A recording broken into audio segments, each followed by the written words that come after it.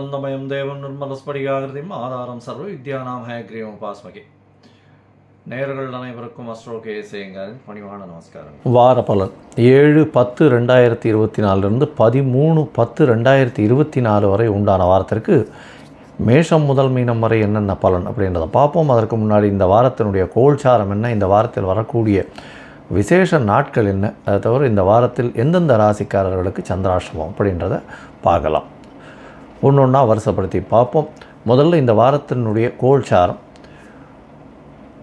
காலபுருஷ தத்துவத்தின் 2வது ராசியான ரிஷபத்தில் குரு, மிதுனத்தில் செவ்வாய், கன்னியில் சூரியனும் கேதுவும், துலாத்தில் புதன் சுக்கிரன், கும்பத்தில் சனி வக்ரம், ராகு மீனத்தில். இந்த வாரத்தில் பார்த்தோம்னா தமிழ் 21, ஆங்கிலம் 7ஆம் தேதி 7/10 அன்றைக்கி கார்த்தால புதன் கிரகம் தன்னுடைய கன்னியா ராசியிலிருந்து அடுத்து உள்ள துலா ராசிக்கு பெயர்றார். இந்த வாரத்தில் அதிவேகமாக செல்லக்கூடிய கிரகமான சந்திர பகவான் விருச்சிக ராசி அனுஷ நட்சத்திரத்திலிருந்து சதய நட்சத்திரம் கும்பராசி வரலும் போகிறார். இந்த வாரத்தில் இருக்கக்கூடிய கோல்சார நிலை இது. சரி, இந்த வாரத்தில் வரக்கூடிய விசேஷ நாட்கள் என்ன அப்படின்னா, இந்த வாரம் மொத்தமே விசேஷம்தான். ஏன்னா நவராத்திரி வாரமாக இருக்கிறது. 3ஆம் தேதியிலிருந்து நவராத்திரி ஆரம்பிச்சுடுத்து. முதல் 3 நாட்கள் அப்படின்னு சொல்லக்கூடியது துர்க்கை அம்மனுடைய வழிபாடு மிகவும் ஏற்றமான காலகட்டம். அதற்கு பிறகு 3 நாட்கள் லக்ஷ்மி, அதற்கு பிறகு 3 நாட்கள் சரஸ்வதி. அப்படி 9 நாட்களும் 3 இவர்களும், அதாவது துர்கா, லக்ஷ்மி, சரஸ்வதியின் 3 தெய்வங்களையும் அதீதமாக கொண்டாடக்கூடியது. அதற்கு பிறகு விஜயதசமி கடைசி 10வது நாள். இந்த வாரத்தில் பார்த்தலையானால் விஜயதசமி வருது.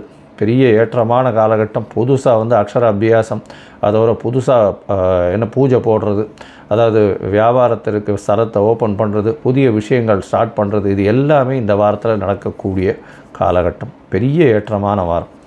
இந்த வாரத்தில் பார்த்தோம்னா சஷ்டி திதி வருது. 9ஆம் தேதி அன்றைக்கி சஷ்டி திதி. சஷ்டி விரதம் வளர்பிறை சஷ்டி வேறு. அதனால் சஷ்டியில் விரதம் இருந்தால் அகப்பையில் குழந்தை பிராப்தி ஏற்படும்னு சொல்லுவாங்க. அதனால் சஷ்டி திதி விரதம் இருக்கிறவங்க முருகனுக்கு வேண்டிட்டு இருக்கிறதன் மூலியமாக அவர்களுக்கு குழந்தை பிராப்தி ஏற்படக்கூடிய காலகட்டமாக அமையும். இதுவும் வளர்பிறை சஷ்டி, கேட்ட வரங்கள் அனைத்தும் கிடைக்கக்கூடிய காலகட்டமாக அமைய போகிறது. இந்த வாரத்தில் வெள்ளிக்கிழமை அன்றைக்கே சரஸ்வதி பூஜை. அதுக்கு அடுத்த நாள் பார்த்தோம்னா வைஷ்ணவ சரஸ்வதி பூஜைன்னு போட்டிருக்கோம். என்ன ஒரே ஒரு வித்தியாசம் அப்படின்னா, அதாவது அஷ்டமி கார்த்தால் ஆரம்பிக்கணும். எந்த ஒரு திதியும் அன்றைக்கி கார்த்தால் ஆரம்பித்ததுலேருந்து இருந்ததுன்னா மட்டும்தான் வைஷ்ணவ திதியாக எடுத்துக்கொள்கிறேன். அதனால் பார்த்தேலையானால் சரஸ்வதி பூஜைக்கு ஸ்மார்த்த சரஸ்வதி பூஜை, வைஷ்ணவ சரஸ்வதி பூஜைன்னு 2 நாள் காட்டும். அதே மாதிரி ஸ்மார்த்த விஜயதசமி, வைஷ்ணவ விஜயதசமின்னு 2 நாள் காட்டும். அதே மாதிரி பார்த்தேலையானால் விஜயதசமி அன்னைக்கு எல்லா விதமான ஆயுதங்கள், பொருட்கள், எல்லா விதமான விஷயங்களும், உங்களுடைய உபகரணங்கள் எதுவாக இருந்தாலும் உங்களுடைய வாழ்க்கைக்கு உபயோகப்படுறது, உங்களுடைய வாழ்வியலில் அது கலந்து இருக்கக்கூடியது. அதை தவிர உங்களுக்கு எதுவும் ஹெல்ப்பாக இருக்கக்கூடியது, அதன் மூலியமாக பொருள் ஈட்டக்கூடிய விஷயங்கள் எதுவாக இருந்தாலும் அதற்கு பூஜை போடுவதும், வண்டி வாகனங்கள், இந்த கூர்மையான பொருட்கள், வஸ்துக்கள், இது எல்லாத்துக்குமே அன்றைக்கி பூஜை போடுறதும், எல்லாமே நல்லபடியாக இருக்கணும்னு ஆண்டவனை பிரார்த்தனை பண்ணுறதும், எல்லா விதமான விஷயங்களும் வெற்றிக்காக நல்ல வழி வகுக்கணும்னு வேண்டிக்கிறதும், இந்த விஜயதசமி ஆயுத பூஜையினுடைய வாழ்த்துக்களையும் என்னுடைய மூலமாக நான் இப்பொழுது உங்களுக்கு எல்லாருக்கும் சொல்கிறேன். இந்த வாரம் பார்த்தலையானால் ஞாயிற்றுக்கிழமை அன்றைக்கி ஏகாதசி வைணவர்களுக்கு ஒரு பெரிய விசேஷமான நாள். இந்த வாரத்தில் பார்த்தோம்னா அதாவது ஞாயிற்றுக்கிழமை அன்றைக்கி ஏகாதசி வருது. உபவாசம் இருப்பா. அன்றைக்கி அந்த உடைச்ச அரிசியில் சுஜ்ஜி மாதிரி பண்ணி சாப்பிட்றதும், அதை தவிர ஜீரா பிரசாதம் சாப்பிட்றதும், அதாவது வயசானவா, உடல் நலத்தில் சற்று பாதிக்கப்பட்டவங்க, அதாவது பேஷண்ட்டாக இருக்கிறவங்க, கர்ப்பிணி பெண்கள், இவாளுக்கெல்லாம் எக்ஸப்ஷன்ஸ் இருக்கும். இருந்தாலும் இருக்கணும் பிரியப்பட்டாலேயானால் இந்த மாதிரி விஷயங்களை ஒரே ஒரு வேளை சாப்பிட்டுட்டு இருக்கிறது பெரிய விசேஷம். அதை தவிர சகஸ்ரநாமம் கேட்டுருக்கிறதும், அதை தவிர பெருமாளுக்கு உண்டான நாம சங்கீர்த்தனை பாடுறதன் மூலியமாகவும் நல்ல ஏற்றம் கிடைக்கும், அதுவும் ஏகாதசி அன்னைக்கு. சரி, இந்த வாரத்தில் எந்தெந்த ராசிக்காரர்களுக்கு சந்திராஷ்டமம்னு பார்ப்போம். மேஷம், ரிஷபம், மிதுனம், கடகம், இந்த 4 ராசிக்காரர்களுக்கும் சந்திராஷ்டமம். சந்திராஷ்டமம்னா உங்களுடைய பிறந்த ராசியிலிருந்து 8வது ராசியில் சந்திர பகவான் மறைந்திருக்கக்கூடிய காலகட்டம். சந்திரன் என்பவர் மதிகாரகன். அவர் மறைந்திருக்கக்கூடிய காலகட்டத்தில் மதி மயங்கக்கூடும், தவறான முடிவுகள் எடுக்கக்கூடும். அதனால் புதிய முயற்சிகள் வேண்டாம், வெளியூர் வெளிமாநில பிரயாணங்கள் வேண்டாம். ஒருவேளை பண்ண வேண்டிய கட்டாயம் இருந்ததுன்னா சந்திரனுக்கு உண்டான எளிய பரிகாரம்னு சொல்லக்கூடிய அகத்திக்கீரை கட்டு அருகில் இருக்கக்கூடிய கோசாலையில் பசுக்களுக்கு கொடுத்துட்டு போகிறதன் மூலியமாக சந்திராஷ்டமத்தின் தாக்கம் குறையும். சரி, இந்த வாரம் மேஷம் முதல் மீனம் வரை எப்படி இருக்குது ஒரு நாள் ஒரு ராசிக்காரர்களுக்கும் அப்படின்றத பார்க்கலாம். அதற்கு முன்னாடி என்னுடைய மொபைல் நம்பர் இந்த யூடியூப்பில் கீழே ஸ்க்ராலிங்கில் வரும். என்னுடைய மொபைல் நம்பர். உங்களுக்கு அஸ்ட்ராலாஜிக்கல் கன்சல்ட் தேவைப்பட்டதுன்னா எனக்கு காண்டாக்ட் பண்ணுங்க. உங்களுடைய நேம், அதாவது பெயர், உங்களுடைய தாய் தகப்பனார் பெயர், உங்களுடைய டேட்டு, பிறந்த தேதி, மாதம், வருடம், பிறந்த இடம், அதாவது எந்த ஊரோ அந்த ஊர், பிறந்த நேரம், இது மட்டும் எனக்கு அனுப்புங்க. என்னுடைய கட்டணம் என்னென்று சொல்கிறேன். அதற்கு பிறகு உங்களுடைய ஜாதகத்தை போட்டு சந்தி இருக்கான்றதை முதல்ல பார்க்குறேன். ஏன்னா முக்கால்வாசி ஜாதகம் நான் பார்த்தது எல்லாமே சந்திரனோட சந்தி இருக்குது, அதாவது நட்சத்திர பாத சந்தி இருக்குது, அதை தவிர லக்ன பாத சந்தி இருக்குது. அதாவது மிருகசீரிஷம்னு சொல்லிட்டு ரிஷப ராசி நினச்சின்னு இருப்பா, மிதுன ராசியாக இருக்கும். அது மாதிரி சந்தியில் இருக்கிறதுனால எந்த ராசி அவள் அர்ச்சனை பண்ணுறான்றதே தெரியாது.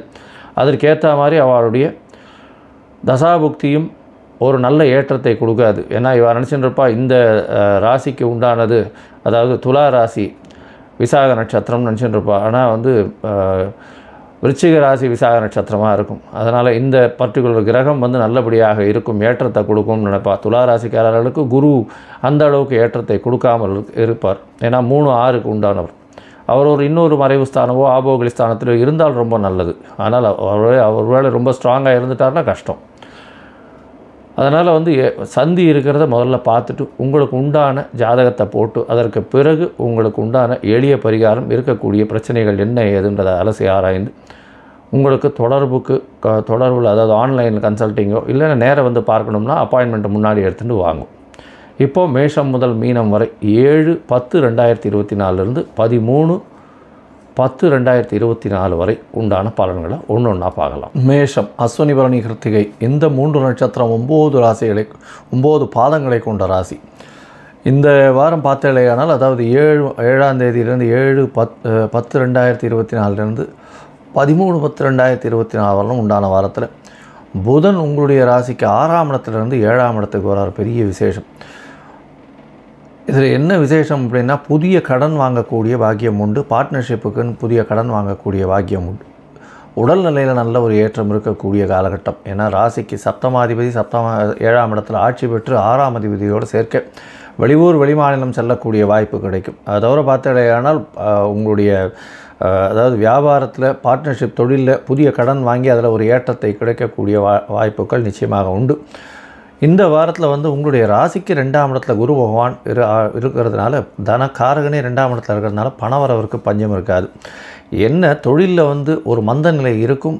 என்னென்னா லாபங்கள் அந்த அளவுக்கு வரக்கூடிய வாய்ப்புகள் கொஞ்சம் கம்மியாக இருக்கும். ஏன்னா வக்கரகதியில் சனி பகவான் இருக்கிறதுனால சிறு சிறு பிரச்சனைகள் நிச்சயமாக இருக்கும். உங்களுடைய தொழிலாளர்கள் மூலியமாக இருக்கும். ராசிக்கு 12ஆம் இடத்துல ராகு பகவான் இருக்கிறதுனால கண்டிப்பாக இந்த கடல் வாணிபம் செய்கிறவங்க, அதை இம்போர்ட் எக்ஸ்போர்ட் பிஸ்னஸ் பண்ணுறவங்க, அதை தவிர இந்த கடல் வாழ் உயிரினங்கள் வச்சு வியாபாரம் பண்ணுறவங்க, இவங்களுக்கெல்லாம் நல்ல ஒரு ஏற்றம் கிடைக்கக்கூடிய காலகட்டம். முயற்சி ஸ்தானத்திலேயே செவ்வாய் இருக்கிறதுனால இளைய சகோதரர்கள் மூலியமாக நல்ல ஒரு முயற்சிகள் எடுத்தீர்களேயானால் நல்ல ஒரு ஏற்றம் கிடைக்கும். அதாவது இளைய சகோதரர்கள் மூலியமாக நல்ல ஒரு ஏற்றம் கிடைக்கும். உங்களுடைய முயற்சிகள் எல்லாமே வெற்றி பெறும், கவலைப்பட தேவையில்லை. படிக்கக்கூடிய மாணவர்களுக்கு போட்டித் தேர்வில் நிச்சயமாக வெற்றி பெறக்கூடிய வாய்ப்பு உண்டு. புதிய வேலை அமையக்கூடிய வாய்ப்புகள் நிச்சயமாக இருக்கும். இந்த வாரம் பார்த்தலையானால் உங்களுடைய ராசிக்கு, அதாவது இந்த வாரம் ஆரம்பிக்கும் பொழுதே உங்களுக்கு சந்திராஷ்டம காலமாக இருக்குது. 9ஆம் தேதி காலை ஒரு 1:30 மணி 2 மணி வரலும் இருக்கக்கூடிய காலகட்டமாக அமையிறது. இந்த வாரத்தில் பார்த்தலையானால் சந்திராஷ்டமம் 7/10/2024 13/10/2024 வரலும் உண்டான வாரத்தில் 9ஆம் தேதி கார்த்தால் ஒரு 1 மணி வரலும் சந்திராஷ்டம காலம் இருக்குது. இந்த காலகட்டத்தில் புதிய முயற்சி வேண்டாம், வெளியூர் வெளிமாநில பிரயாணம் வேண்டாம்னு சொல்கிறோம். ஒருவேளை நீங்கள் பண்ண வேண்டி இருந்தது ஆனால் சந்திர பகவானுக்கு உண்டான எளிய பரிகாரம்னு சொல்லக்கூடியதை பண்ணுறதன் மூலியமாக சந்திராஷ்டமத்தின் தாக்கம் நிச்சயமாக குறையும். யாருக்கும் ஜாமீன் கையெழுத்து போட்டுறாதீங்க. அதற்கு பிறகு உங்களுடைய ராசிக்கு 9ஆம் இடத்துக்கு சந்திர பகவான் போகிறார். சந்திர பகவான் 9ஆம் இடத்திற்கு போகும்போது குருவினுடைய வீடு 4ஆம் அதிபதி 9ஆம் இடத்துல இருக்கிறது பெரிய விசேஷம். தாயின் உடல்நிலையில் நல்ல ஒரு ஏற்றம் இருக்கும். பணவரவிற்கு பஞ்சம் இருக்காது. திடீர் பாக்கியங்கள் கிடைக்கக்கூடிய வாய்ப்பு, லக்கு ஃபேவர் பண்ணக்கூடிய வாய்ப்புகள் கண்டிப்பாக இருக்கும். இது 11ஆம் தேதி காலை, அதாவது ஒரு 8:30-9 மணி வரலும் இருக்கக்கூடிய காலகட்டமாக இருக்கும்.